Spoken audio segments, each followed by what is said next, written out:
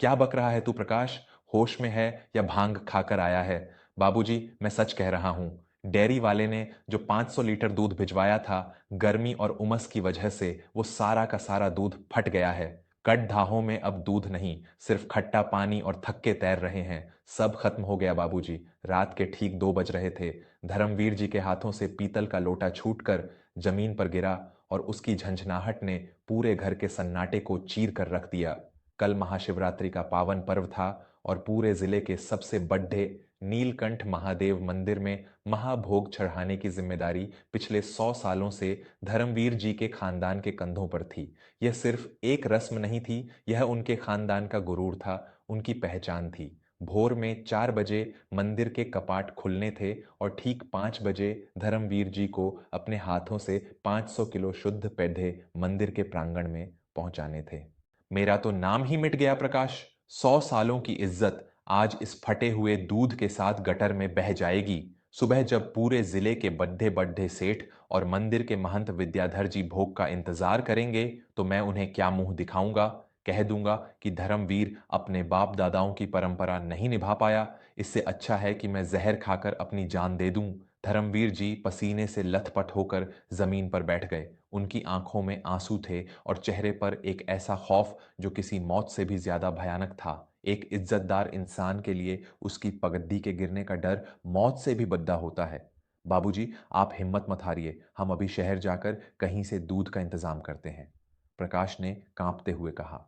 कहां से लाएगा तू रात के 2 बजे 500 लीटर दूध? और अगर ले भी आया तो क्या 2 घंटे में उसे उबाल कर मावा निकाल कर पेड्डे बना लेगा? तूने मेरा तमाशा बना दिया है। मैं सुबह का सूरज नहीं देखूंगा। तभी दरवाजे की चौखट पर खड्डी कल्याणी ने अपने आंचल से हाथ पोंछे और रसोई के भीतर कदम रखा। कल्याणी इस घर की बद्धी बहू थी, स्वभाव से शांत लेकिन इरादों की पक्की। उसने कद्दाहों की तरफ देखा जहां फटा हुआ दूध अपनी दुर्दशा पर आंसू बहा रहा था। बाबूजी, अगर आप मुझे आज्ञा दें तो यह महाभोग मैं तैयार कर सकती हूँ।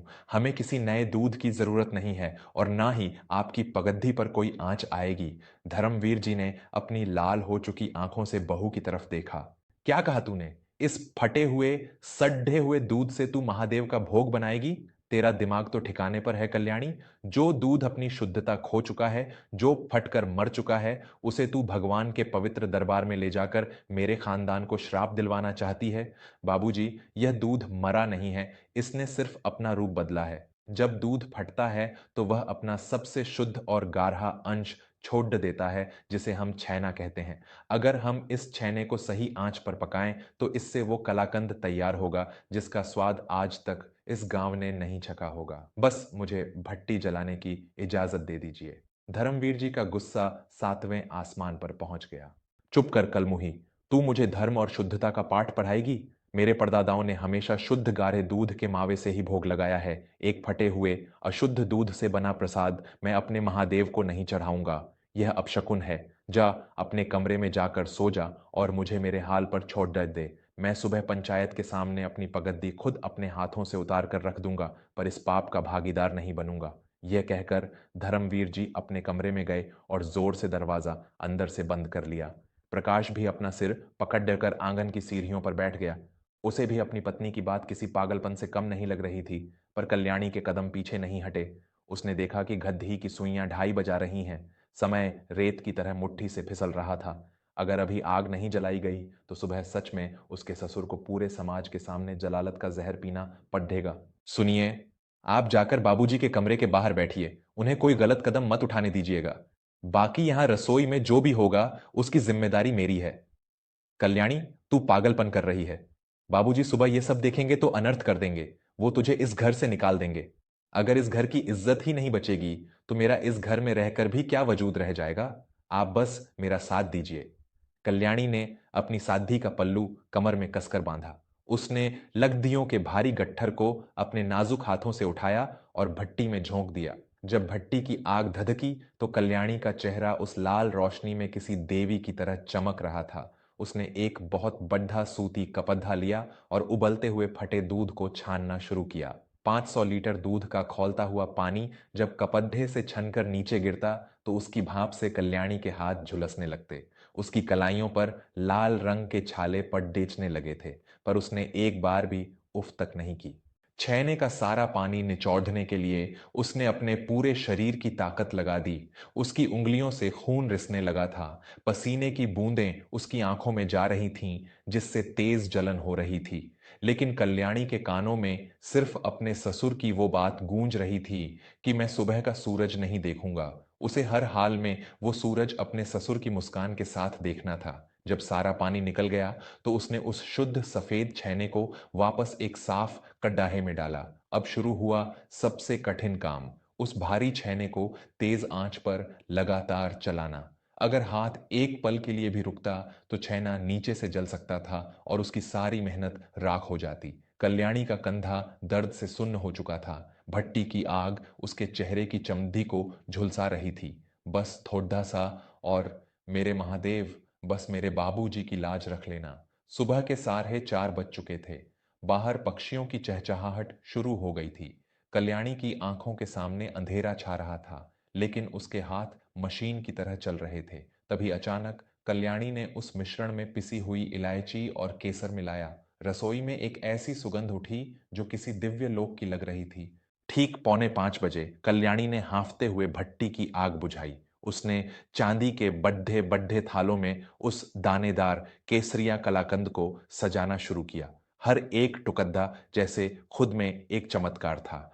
तभी आंगन में भारी कदमों की आहट हुई। धर्मवीर जी, जिनकी आंखें रात भर रोने से सूज चुकी थीं, वो रसोई की तरफ आ रहे थे। उनके हाथों में एक मोटा डंडा था। प्रकाश उनके पीछे पीछे भाग रहा था। बाबूजी, रुक जाइए। बाबूजी, छोड़ दीजिए उस डंडे को। धर्मवीर जी ने रसोई के दरवाजे को जोर से धक्का दिया। सामने का दृश्य देखकर उनके कदम ठिठक गए। भट्टी बुझ चुकी थी। कल्याणी जमीन पर निढाल बैठी थी। उसके कपड़े पसीने और राख से सने थे। हाथ लाल हो चुके थे और जगह जगह से खाल छिल गई थी। लेकिन उसके ठीक सामने चांदी के 10 बड्ढे थालों में भोग सजकर तैयार था। पर धर्मवीर जी के अंदर का वो जिद्दी और घमंडी पिता अभी भी शांत नहीं हुआ था। तूने मेरी बात काट दी बहू। तूने मेरे हुक्म की नाफरमानी की है। मैंने कहा था कि इस अशुद्ध फटे हुए दूध को मैं अपने भगवान को नहीं चढ़ाऊंगा। तूने ये कबाड़ा बनाकर मेरे घर को अपवित्र कर दिया। हट जा सामने से। मैं आज इन थालों को इसी भट्टी की राख में मिला दूंगा। धर्मवीर जी ने डंडा हवा में उठाया और थालों की तरफ बढ़े। कल्याणी, जो दर्द से उठ भी नहीं पा रही थी, अचानक एक शेरनी की तरह उठी और उन चांदी के थालों के सामने ढाल बनकर खड़ी हो गई।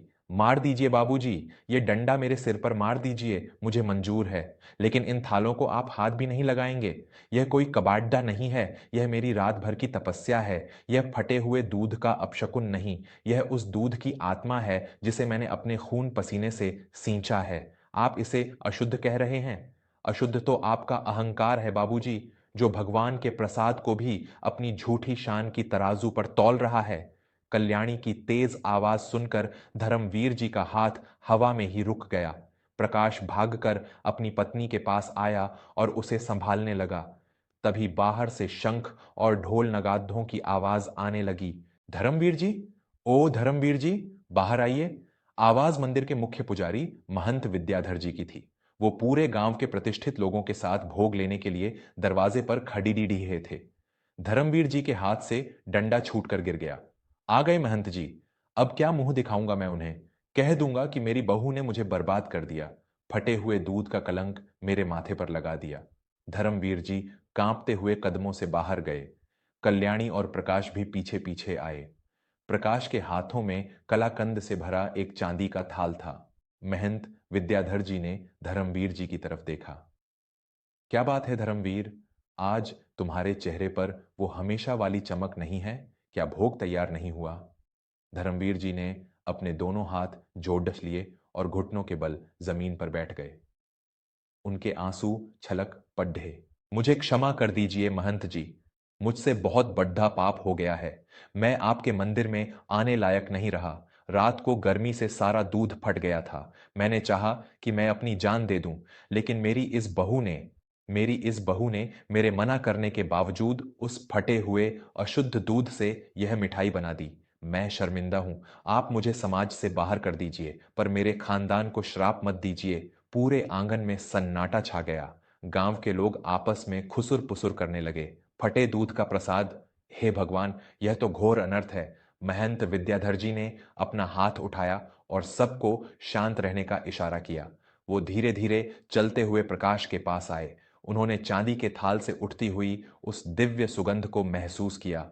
उन्होंने अपने कांपते हुए हाथों से कलाकंद का एक छोटा सा टुकड़ा उठाया और अपनी आंखें बंद करके उसे मुंह में रख लिया। धर्मवीर जी ने डर से अपनी आंखें मींच लीं। उन्हें लगा कि अब महंत जी उनके मुंह पर थूक देंगे और उन्हें हमेशा के लिए गांव से निकाल देंगे। लेकिन जब महंत विद्याधर जी ने अपनी आंखें खोलीं तो उनकी आंखों की कोरों से आंसू बह रहे थे। उन्होंने मुंह ढककर धर्मवीर जी की तरफ देखा। धर्मवीर, तुम सच में मूर्ख हो। धर्मवीर जी कांप उठे। तुम खुद को परंपराओं का रक्षक मानते हो, लेकिन तुम्हें धर्म का असली अर्थ ही नहीं पता। जिसे तुम फटा हुआ और अशुद्ध दूध कह रहे हो, हमारे प्राचीन शास्त्रों में उसे क्षीरसार कहा गया है। दूध जब अपने सबसे कठोर तपन से गुजरता है, तब वो अपना जल त्याग कर सिर्फ अपना शुद्ध सार छोड़ देता है। और तुम्हारी बहू ने रात भर भट्टी की आग में जलकर उस सार को इस रूप में ढाला है। यह कलाकंद नहीं है धर्मवीर, यह इस बच्ची की निष्काम भक्ति और तपस्या का साक्षात रूप है। महंत जी आगे बढ़े और उन्होंने कल्याणी के सिर पर हाथ रखा। कल्याणी के छिले हुए और लाल हाथों को देखकर उनका गला भर आया। आज तक तुम्हारे खानदान ने महादेव को सिर्फ पैसे और अहंकार से खरीदा हुआ दूध चढ़ाया था, लेकिन आज पहली बार इस घर की लक्ष्मी ने अपने खून और पसीने से महादेव का सच्चा भोग तैयार किया है। इससे पवित्र भोग आज तक नीलकंठ मंदिर के इतिहास में किसी ने नहीं चढ़ाया। यह सुनकर गांव के सभी लोग खुशी से जयकारा लगाने लगे। हर हर महादेव। धर्मवीर जी, जो अब तक जमीन पर बैठे हुए थे, उन्हें ऐसा लगा जैसे किसी ने उन्हें गहरी नींद से झकझोर कर जगा दिया हो। उनका सारा घमंड, उनकी सारी झूठी मर्यादा उस एक पल में टूटकर चकनाचूर हो गई थी। वो धीरे से उठे। उन्होंने अपने सिर से वो पगड़ी उतारी जिस पर उन्हें इतना गुरूर था। वो कांपते कदमों से कल्याणी के पास गए और बिना कुछ सोचे वो पगड़ी कल्याणी के पैरों में रख दी। बाबूजी, ये क्या कर रहे हैं आप? कल्याणी घबरा कर पीछे हटी।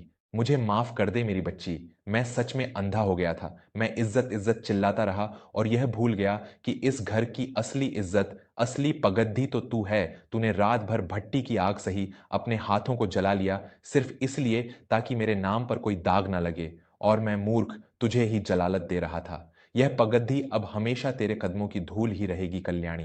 तूने आज सिर्फ मेरे खानदान का गुरूर नहीं बचाया है, तूने आज मुझे एक असली पिता बना दिया है। धर्मवीर जी फूट फूट कर रोने लगे। कल्याणी ने नीचे झुककर तुरंत वो पगड्डी उठाई और अपने ससुर के सिर पर वापस रख दी। उसने अपने जले हुए हाथों से धर्मवीर जी के आंसू पोंछे। ये पगड्डी आपके सिर पर ही शोभा देती है बाबूजी। बस अगली बार जब कोई चीज फट जाए या टूट जाए तो उसे फेंकने से पहले एक बार यह जरूर सोचिएगा कि शायद भगवान उससे कुछ और भी खूबसूरत बनाना चाहते हों। उस दिन जब नीलकंठ महादेव के मंदिर में वो केसरिया कलाकंद बंटा, तो जिसने भी उसे चखा वो कल्याणी के हाथों के स्वाद को जीवन भर नहीं भूल पाया। उस दिन के बाद से धर्मवीर जी के घर में फैसले पगड्डी के गुरूर से नहीं, बल्कि कल्याणी की सूझबूझ से लिए जाने लगे। और इस तरह एक फटे हुए दूध ने एक टूटते हुए परिवार को हमेशा हमेशा के लिए जोड़ दाच दिया।